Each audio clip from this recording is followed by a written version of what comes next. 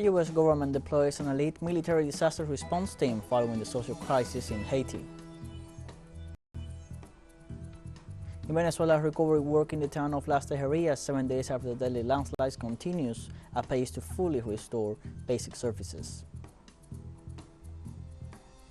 In Turkey, President Erdogan visited the site of the coal mine explosion in Amasra, where at least 41 people died. Rescue efforts have concluded.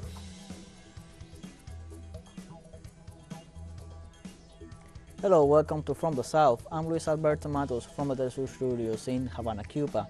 We begin with the news. In Haiti, the State Department confirmed the deployment of an elite U.S. military team in response to the social crisis in the country. According to U.S. State Department spokesman Vedant Patel, the disaster response team, also known as DART, continues to closely monitor the situation in Haiti and is working with international partners to determine the needs and provide additional assistance if necessary. Patel also noted that Washington plans to pass a resolution at the UN Security Council on Monday that will establish a mechanism to impose international sanctions on gang leaders. This measure will be in addition to the imposition of visa restrictions on those involved in gang activities announced earlier this week.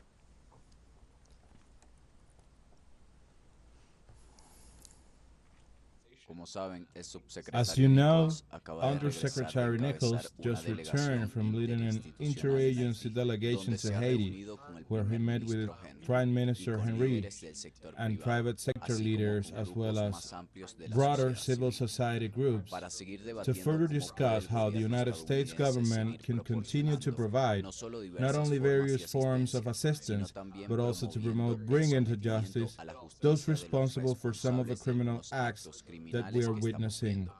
We are reviewing it right now. I don't have any updated information. These matters take time, but we continue to be in close contact with our partners and allies to assess the next steps. Concerning what we have done, on Wednesday, the Coast Guard sent one of their main vessels to patrol the coast near Port-au-Prince.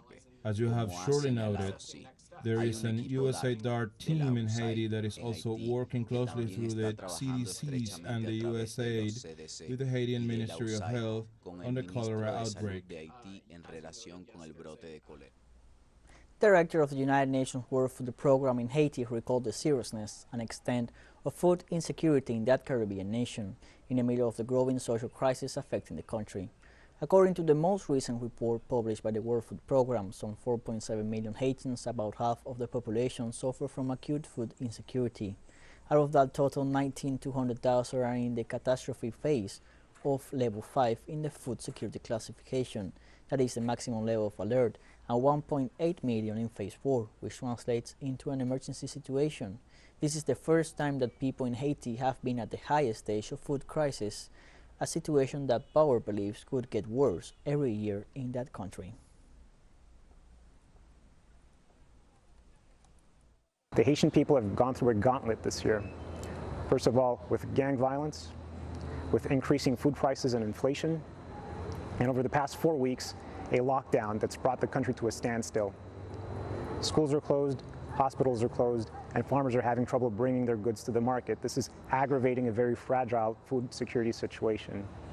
Haiti needs support now. The government of Panama ratified its commitment to continue the dialogue with the social organizations that paralyzed the country last July against the high cost of living. In a statement issued from Palacio de las Garzas, the authorities indicated that they will respect the proposal of the Catholic Church to restart the second phase of the talks on October 28th.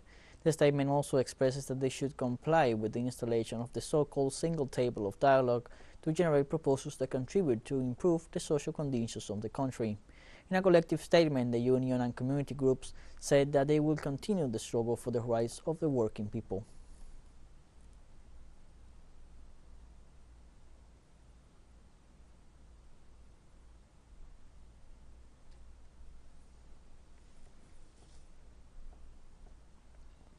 With only a few weeks left before Brazil's second-round presidential elections, frontrunner Lula da Silva is bringing his supporters to the streets in rallies across the country.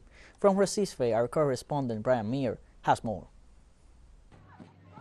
With Brazil's second-round presidential elections a little over 2 weeks away, frontrunner Luiz Inácio Lula da Silva is maintaining a frenetic campaign schedule. On Thursday and Friday alone, he held massive parades in 3 different cities in the Northeast.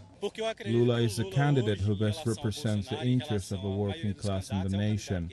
We have to change Bolsonaro's disastrous policies, like his COVID death policy and his austerity policies, which hurt very vulnerable people the most. In Recife, the capital of Lula's home state of Pernambuco, tens of thousands of supporters transformed main avenues in the city center into a sea of red as supporters of all left political parties came out to show their solidarity for the Workers' Party and fight a last-minute surge of support for far-right candidate Jair Bolsonaro. Every citizen who is aware of the political situation is here on the streets, regardless his or her ideology. We know we are fighting for democracy, and we LGBTs are fighting for our survival. With second-round elections marked for October 30th, most polling agencies put Lula at around 6 points ahead of the far-right incumbent. But 2 weeks is a long time in politics, which is why the social movements and labor unions in Brazil's working-class organized left believe it's more important than ever to take it to the streets. We are here today to fight for women's rights. We know that electing Lula isn't enough, but if we don't elect Lula, we won't be able to continue fighting. That's why we are here, standing against fascism and standing for democracy. Brian Mir, teleSUR, Recife. Let's take a short break, but first remember you can follow us on TikTok at the account at teleSUR English, in which you will be able to see news in different formats, news updates and much more. Other stories coming up, stay with us.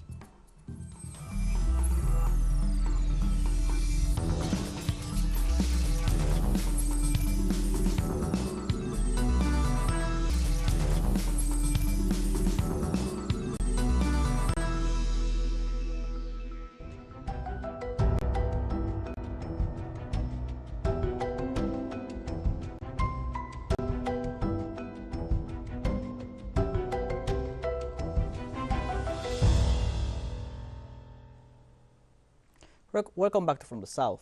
Recovery works are progressing rapidly to re-establish basic services in the town of Las Tejerías, Venezuela, 7 days after the deadly landslide. The sectorial Vice President for Citizen Security and Peace, Remigio Ceballos, ratified that the population affected by the landslide in the Aragua town will be assisted by the state agencies and that no one will be left behind. Ceballos' statements come at a time when recovery works in the area advance very quickly. In its most recent balance, the government has delivered more than 600 tons of food and household goods, while the recovery of public services is over 90% complete.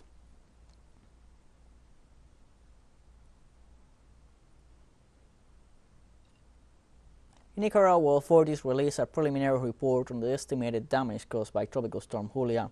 Minister of Finance and Credit Ivan Acosta announced that the damages surpassed $300 million.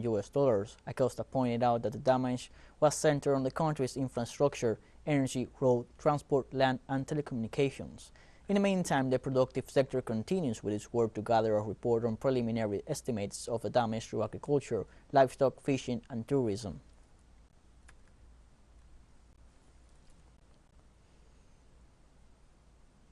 The UN Special Rapporteur on Toxic Substances and Human Rights, Marcos Orellana, highlighted that agrotoxins are affecting the health of Paraguayan citizens as they are exposed to the consumption of food with high levels of these contaminants. Pesticides have resulted in great economic benefits for agribusiness. However, many communities have been cornered by the poisoned crops, and this has meant the loss of territories, diseases, disabilities, death, and social and judicial conflict. I think it is key to highlight the need for epidemiological monitoring by the Ministry of Health, which currently has a tool that in practice only captures cases of severe acute poisoning. On the other hand, communities have begun to normalize conditions such as headaches and nausea, and the health system does not record these cases as exposure to pesticides. Marcos Orellana also highlighted the persecution suffered by environmental activists by the different state agencies. However, I found it alarming to receive information about violations against human rights defenders, such as indigenous and peasant leaders, among others. I am concerned about the use of criminal law as an instrument of repression of protest and social articulation. In Nigeria, the government distributes humanitarian aid to communities affected by the recent floods, the worst in a decade. The Ministry of Humanitarian Affairs reported that 12,000 metric tons of food and non-food items are distributed to thousands of victims. Likewise, they also point out that as a consequence of the floods caused by persistent windstorms, over 500 civilians died and 1.4 million were displaced. In this country, the most populated in Africa. Meanwhile, heavy rains and floods also led to the destruction of over 70,000 hectares of cultivated land.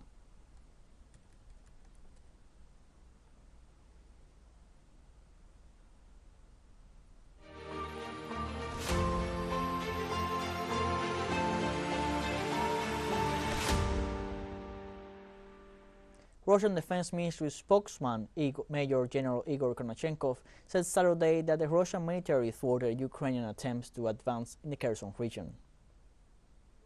On the direction of Mykolaiv and Kryvyi, the enemy made unsuccessful offensive attempts near the settlements of Dochany, Sadak, Ishenka of the Kherson region.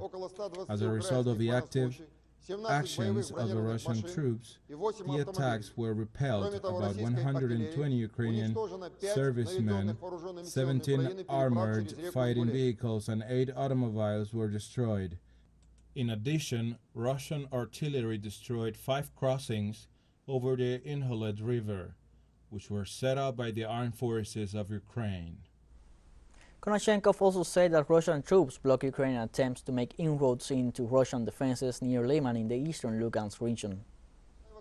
In the direction of Liman, the armed forces of Ukraine made attempts to conduct reconnaissance in force near the settlements of Sergivka and Makiivka of the Lugansk People's Republic, and Novosadove and Toshki of the Donetsk People's Republic. As a result of the fire damage, the units of the armed forces of Ukraine were thrown back to their original positions. Up to 60 Ukrainian servicemen, 2 infantry fighting vehicles and 7 pickup trucks were destroyed. On Saturday, rescuers found the body of the last missing miner at a coal mine in northern Turkey, bringing the death toll to 41 from a methane blast. Turkish President Recep Tayyip Erdogan visited the site of the coal mine explosion. On Twitter, the Turkish president vowed that the incident will be thoroughly investigated. Interior Minister Süleyman Soylu said 58 miners had survived the blast and 28 were injured. The blast ripped through the mine near the small coal mining town of Amasra on Turkey's Black Sea coast shortly before sunset on Friday. Amasra Mayor Rekay Kakir said many of those who survived had suffered serious injuries. The Ma'aden East Mining Workers Union attributed the blast to a buildup of methane gas, but other officials said it was premature to draw definite conclusions over the cause of the accident.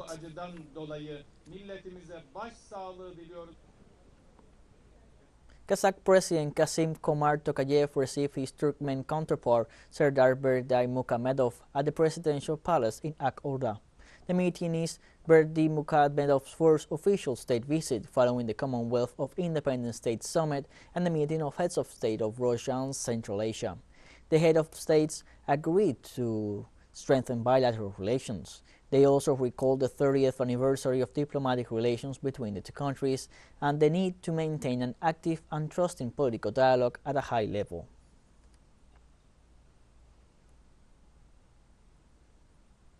In France, blockades continue at several refineries and fuel deposits in the country in spite of an agreement reached between TotalEnergies and several trade unions.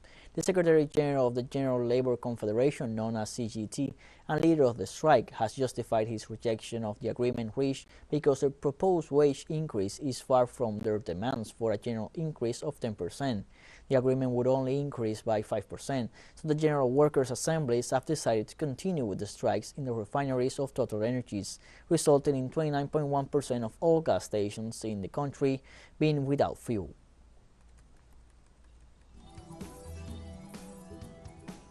More news coming up after a financial break, so don't go away.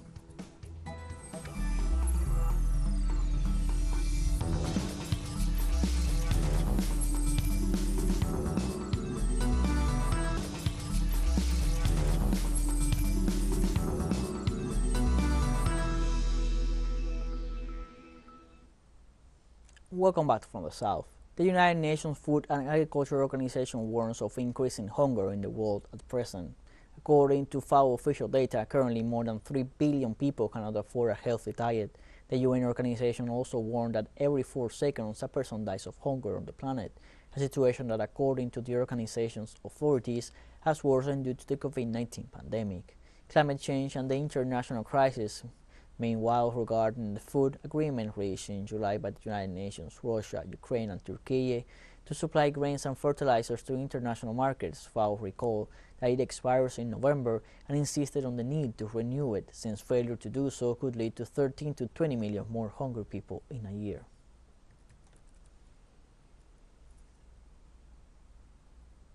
On Saturday, India's Minister of Foreign Affairs, Subrahmanyam Jaishankar, began a 2-day visit to Egypt to explore new initiatives. The Indian Foreign Ministry noted that this will be Jaishankar's first trip to Egypt as Foreign Minister, and he will discuss a range of bilateral, regional and international issues of mutual interest with his Egyptian counterpart Sameh Hassan Shukri. Jaishankar will also interact with the Indian community living in Egypt and address a meeting of Egyptian and Indian business community. In this context, both countries traditionally enjoy warm and friendly relations based on historical and cultural ties and share more than 50 companies engaged in manufacturing, chemicals, energy, infrastructure and retailing sectors.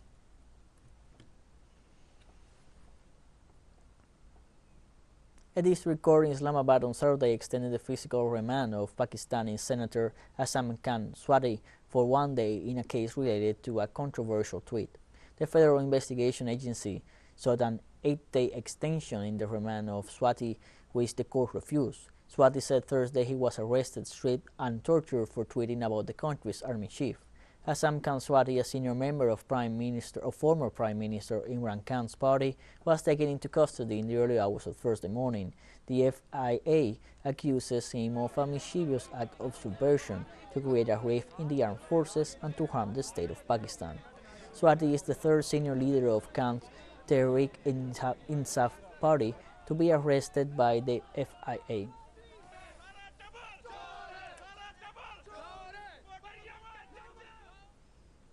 Thousands of Tunisians demonstrated Saturday in the capital, denouncing President Kais Saied's power grab and demanding accountability for the country's long-running economic crisis.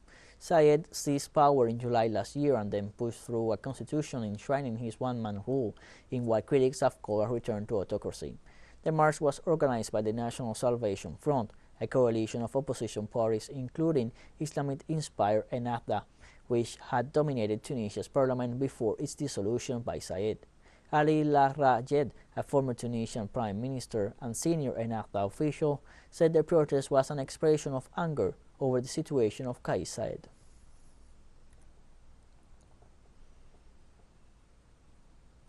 About 6.7 million Somalis are expected to face high levels of acute food insecurity, warned the Food and Agriculture Organization representative in Somalia. Is the worst that we have seen in the last 4 decades. It has affected about 7.8 million people. So that just put things in perspective, this is about half of Somalia's population. 90% of the country is facing extreme drought. Women and girls are being forced to trek much longer distances to access water, shelter, which also makes them more vulnerable to gender-based violence. Of course, we should not wait for a famine declaration to act, because then it will be too late. We know from 2011, when we faced a famine situation and a famine declaration, that by the time the famine was declared, half of the 260,000 people who died had actually already died. We have come to the end of this news bulletin. You can find these and many other stories on our website at telesurenglish.net. You can also join us on social media, Facebook, Twitter, Instagram, Telegram, and TikTok. For TeleSUR English, I'm Luis Alberto Matos. Thank you for watching.